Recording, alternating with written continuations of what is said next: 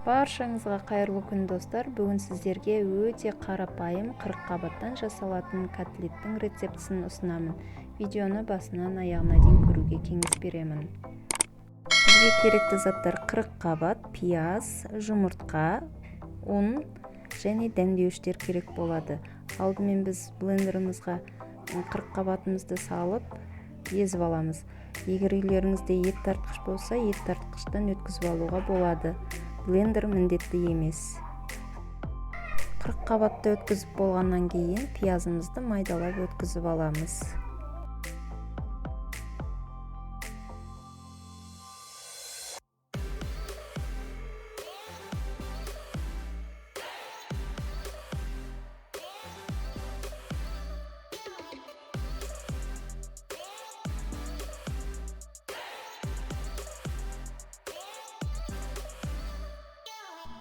Үстіне 3 жұмыртқамызды саламыз, қаймағымызды саламыз, дәміне қарай тұз бұрыш саламыз. Өз қалауларыңыз бойынша дәмдеуіштер қоссаңыздар болады. Мен бұл жерде қара бұрыш, тұз және паприка салдым. Бәрін салып, жақсылап араластырамыз.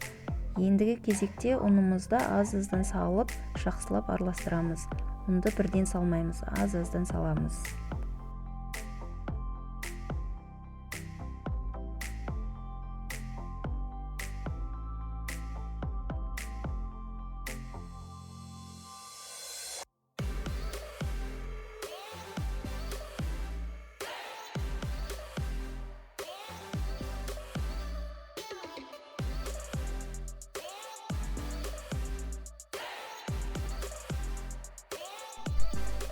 Табамызға майымызды құйып, қыздырып аламыздағы дайын массамызды қасықпен алып, шет-шетінен салып қуырамыз.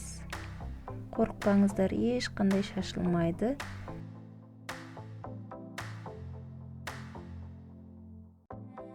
Бір жағы қызарғаннан кейін екінші бетіне аударып қуырамыз.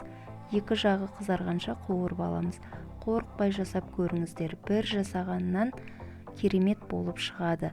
Қонақ шақырған кезде дастарханыңызға ұялмай ұсынуға болады. Балаларыңызға және қонақтарыңызға ұнайды.